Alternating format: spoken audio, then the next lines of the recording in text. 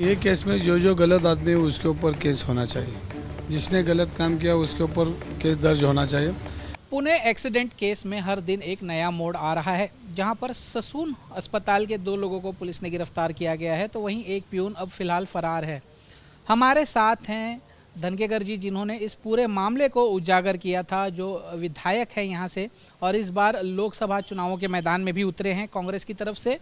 Sir, ये पूरा मामला जो है कहीं ना कहीं आपने उजागर किया था, लेकिन पहले एक्सीडेंट को दबाने की कोशिश की गई, 9 घंटे में बेल हो जाती है, फिर ड्राइवर को किडनैप करने की कोशिश, अस्पताल के लोगों का इसमें शामिल होना, इस पूरे तरीके को, इस पूरे प्रकरण को आप किस तरीके से देखते हैं?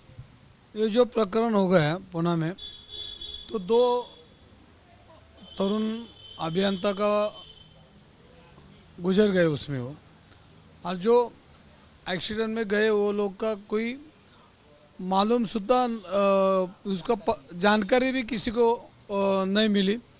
जानकारी मिलने के पहले वो जो आरोपी था उसको जामीन हो गया, और जो तपास अधिकारी था उनने एक ही केस में 2 एफआईआर बनाई। पहली जो एफआईआर बनाई उसमें वो आरोपी छूट गया। बात ऐसी, वो आरोपी का उम्र 17 साल से आगे, 18 साल से कम है, ऐसे मेरे को मालूम गिरा। लेकिन जो गंभीर गुनाह है, एक गुने में 15 साल के ऊपर जो रहेगा तो इसको कड़क कार्रवाई हो सकती। लेकिन पुलिस ने पैसे लेके वो कार्रवाई कमज़ोर किया और उसको कोर्ट में शामिल किया। उसमें जो एफआईआर में जो कलम डालने वाले थे वो डाले नहीं, इसकी वजह से कोर्ट ने उसको जामीन दिया। फिर सब पुणे के लोग, मेरे को भी समझ गया कि ऐसा बात हो गए। दो लड़के गुजर गए, अभियंता थे, इंजीनियर थे, और वो मध्य प्रदेश के, और उनका पुणे में कौन देखने वाला नहीं था। फिर हम उधर जाके, मेरे साथ पुणे के सभी लोग और जो हमारे पार्टी के इंडिया फ्रंट के सब पदाधिकारी उधर एरोडा पुलिस स्टेशन जाके हमने आंदोलन किया। आंदोलन करने के बाद गृह खाते के मंत्री जो देवेंद्र जी फडणवीस, उनको मालूम गिरा पुणे में सभी लोग रोड पे आ रहे, रास्ते पे आ रहे।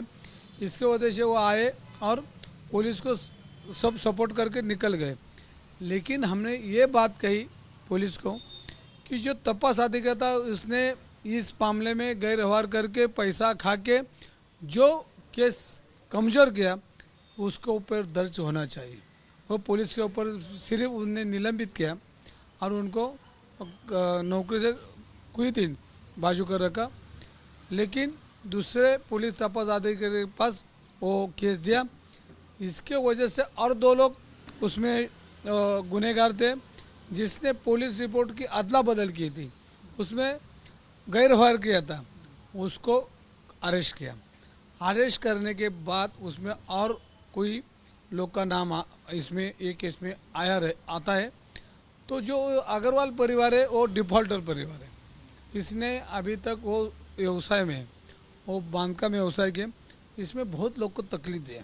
उधर के खेती करने वाले शेतकरी लोग हैं, जमीन धारक है, ड्राइवर लोग को भी उसने पकड़ के बंद रखा था। एक केस में बहुत उल्टा पलट करने का कोशिश किया। इसके वजह से पुलिस को भी उसमें कुछ तभी काला गड़बड़ है, और वो गड़बड़ सब दूसरे तपास अधिकारी उसमें एक केस लाइन पे ला के रखे लाए। मैं जो पुलिस तपास अधिकारी उसका अभिनंदन करेंगे, इस बात से अभिनंदन करेंगे, तो उसने एक केस अभी तक अच्छा तरह से आगे चल रहा है। लेकिन सरकार का इसमें कुछ प्रॉब्लम आ गया, तो उसको कोई प्रॉब्लम आ गया तो ये केस में भी अभी प्रॉब्लम आ सकता है। इसके वजह से हमने वो पुलिस तपास अधिकारी को विनती किया कि आपने ये केस सीधा हाथ से सीधा लाइन पे कायदे से सब चालू करना चाहिए, और वो अभी चल रहा है। लेकिन इसमें आज तपास करने के लिए मेडिकल एसोसिएशन के कोई लोग पुणे में ये सब जो तावरे करके जो डॉक्टर है उसने क्या क्या एक केस में आप ब्लड रिपोर्ट बदल गया करने के वास्ते वो उधर का सब लोग आए थे। आके ये तपास में जो प्रॉब्लम रहेगा वो सब सरकार को उसका अहवाल देने वाले हैं। लेकिन अभी तक अजय तावरे ने किडनी प्रकरण जो है रैकेट किडनी का, उसमें भी बहुत गलत काम किया है। इसके वजह से उसके ऊपर ये भी एफआईआर होना चाहिए कि पहले से ही इसने बहुत ये ससुन में गफलत किया है। तो हमारी ये मांग है कि उसके जितने जितने केस है वो केस में दर्ज होना चाहिए, उसके ऊपर केस होना चाहिए। और अभी तक जिसने जिसने उसको बचाया, जिसने जिसने उसमें एक केस में ये कुर्सी पे लाके रखा, उसमें ये खाते के मंत्री हसन मुशीफ का हाथ है। और हमने ये मांग की कि हसन मुशीफ साहब ने उसमें राजीनामा देना चाहिए।